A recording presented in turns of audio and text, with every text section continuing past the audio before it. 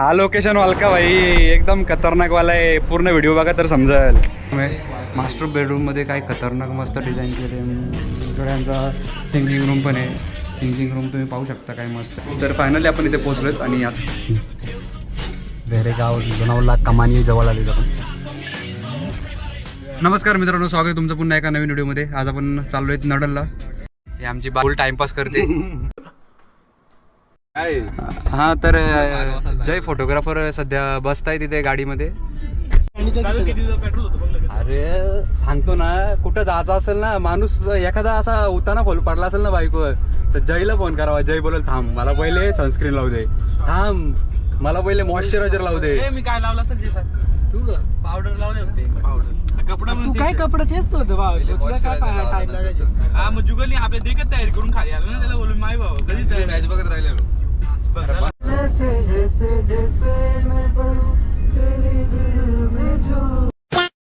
अरे टिकवीवाल्यांनो, हा ब्रिज बदला भाई बदला. एका वेळी फक्त एकच गाडी जाऊ शकते.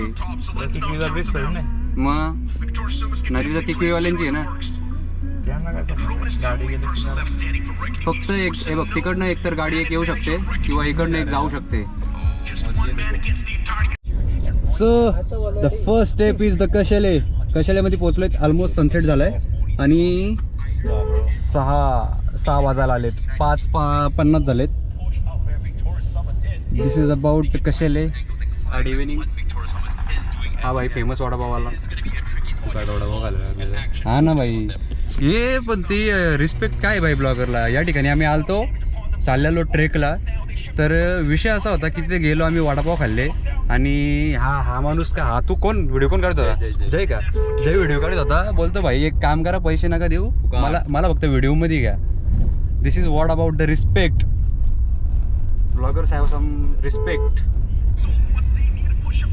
ॲक्च्युली भाई याच्यामध्ये त्याचा पण फायदा आहे, कारण की जर आपल्या ब्लॉगमध्ये जर 200-300 लोक जरी बघतात तरी पण त्या लोकांच्या समोर त्या वडापाववाल्याची इज्जत एक्स्ट्रीम लेवलला जाते.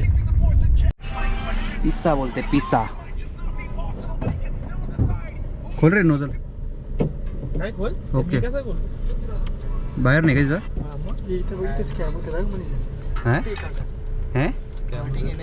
भावा इकडे सगळं स्कॅम आपणच मोठं वेपन इथं हातात. आपणच स्कॅमर आहेत भाई. ह्यो सगळ्यात मोठा वेपन आहे. सो फायनली इथे आपण एक लाईट नाश्ता केला. आता आपण जर्नी कंटिन्यू करतोय.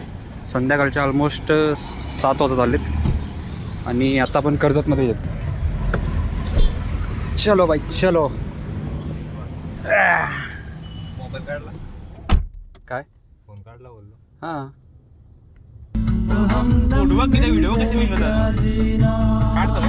ओके. तर आपण जाणार होतो कुठे जाणार होतो आपण? नडलला. पण आता आपण आलोय एकविराला चाललोय. जुगल शेट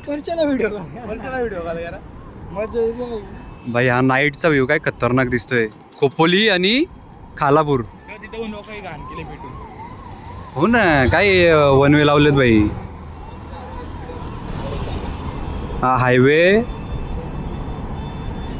पूर्ण जाम आहे. बरा हायवे वरनं नाही आलो आपण. हां, इथे गाडी आपण पार्क केली आहे आणि आता आपण एक लोकेशनला आलो आहेत, जो मी तुम्हाला खूप अगोदर एक्सप्लेन केला होता. The Ayesha villa, most haunted place of Pune. Haunted place. गोप्रोला चार्जिंग आहे ना तुझे? गोप्रोची पिन छाताने लावले ना. बॉल गाडी उचलते भाई. बघा रोल्स रॉईस भाई, तेव्हाच्या कालामधला हा बीस्ट होता. तेव्हाचा हा मॉडेल. ते या गाडीला एका मूवीमध्ये येऊन पाहिले आपण. मूवीचं नाव मला एक्झॅक्ट आठवत नाही, पण मी सांगेल तुम्हाला. हे काय चेकिंग चालले भाई, म्हणजे पार्ट बघतो काय रोल्स रॉईसला, काय पार्ट होतोय काय नाही. तर इथली एक स्टोरी आहे. या ठिकाणी एक फॅमिली राहायची, रिच फॅमिली. त्यांची इथे हत्या करण्यात आली. हत्या केल्यानंतर हे सगळं पडीक राहिलं. इवन ही रोल्स रॉईस पण अशीच पडून राहिली. ही एका मूवीमध्ये वापरले. मला मूवीचं नाव एक्झॅक्ट आठवत नाही आहे, पण मी तुम्हाला सांगेल मला मिळाला का. इथे नाव लिवेल मी. आणि हा त्या टायमाचा एकदम रिच मॉडेल होता.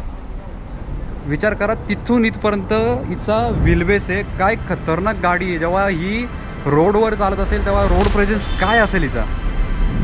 लोक नुसती यार वळून वळून बघत असतील, काय गाडी लांब काय, बघ ना तू, इथून तेवढ्या लांब आहे ती. आणि हा engine V12 engine, 12,000 cc engine, तेव्हाचा 12,000 cc. काय कॉम्प्लेक्स आहे. काय चौकशा करतोय बाई, टायरची साईज बीज बघतो का काय. टायर बघ अजून पण तसा आहे नक्षी. हा? टायर बघ अजून पण तसा आहे. दिसत असेल का नसतं पण टायर बघ अजून तसं आहे.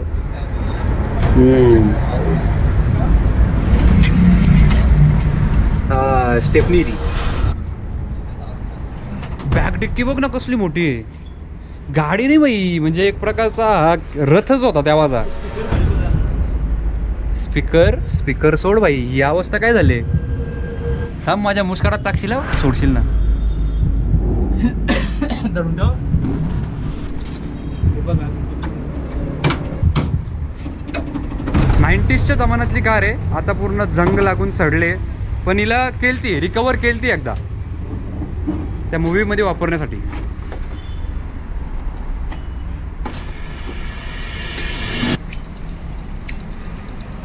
काचं बिचं काहीच नाही भाई, पूर्ण हा वाट लागली इथली. आपली गाडी लॉक आहे ना. आयशा विल्ला ही विल्ला काही वर्षापूर्वी एका श्रीमंत कुटुंबाने विकेंड गेटवे म्हणून बांधली. मुंबईच्या गोंगाटापासून दूर शांतता, निसर्ग आणि प्रायव्हेट मोमेंटसाठी परफेक्ट जागा होती. सगळं छान चालू होतं, पण एक घटना सगळं बदलून गेली. लोकांच्या मते त्या कुटुंबातली आयशा नावाची मुलगी खूप शांत आणि इंट्रोवर्ट होती. तिला एकटीने टेरेसवरती बसून पाऊस बघायला खूप आवडायचं. एक दिवस ती अचानक गायब झाली.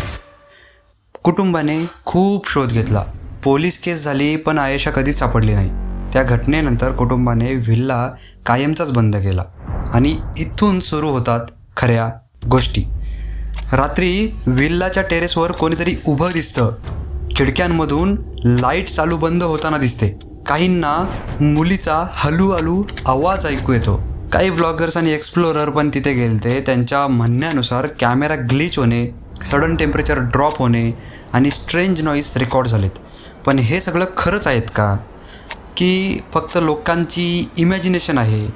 तर या सगळ्या स्टोरी अशा प्रकारे व्हायरल झाल्यात. काय त्या यूट्यूबर्स, इन्फ्लुएन्सर व काही प्रसार संबंधीची फाडून टाकलाय बाई. तो काय बोलणार आता. इकडे काय हा पण त्याची पण वाट लागले. ही त्यांचीच प्रॉपर्टी आहे का. इथे आपली एकविराई आहे भाई, कशाला घाबरायचा.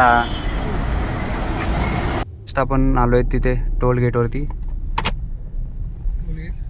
Yes, toll gate. बसच्या लेनमध्ये घुसलो आपण काय. ठीक आहे, चालतंय. चल. Yes, so finally we are reaching at the Shri Kshetra Ekvira देवस्थान. तर फायनली आपण इथे पोहोचलोत आणि आता सध्या आपण रूमला आहेत. तर मी तुम्हाला सगळ्यात पहिले रूम दाखवतो. तर फायनली आपण इकडे मित्राकडे थांबलो आहेत आणि इथे त्याचा हॉल आहे, पाहू शकता तुम्ही. इथे आईचा फोटो आहे. हा इकडे फोनवर बोलतोय. इकडे बेडरूम आहे. इकडे फॅन फिरतोय. इकडे काय बोलतं त्याला, कबड आहे. इथून व्ह्यू चांगला आहे, मस्त गावासारखं आहे. त्याच्यानंतर इकडे बेसिनची सोय केली आहे. बेसिनची दाखवर आहे. मस्त लाईट आहे तशी.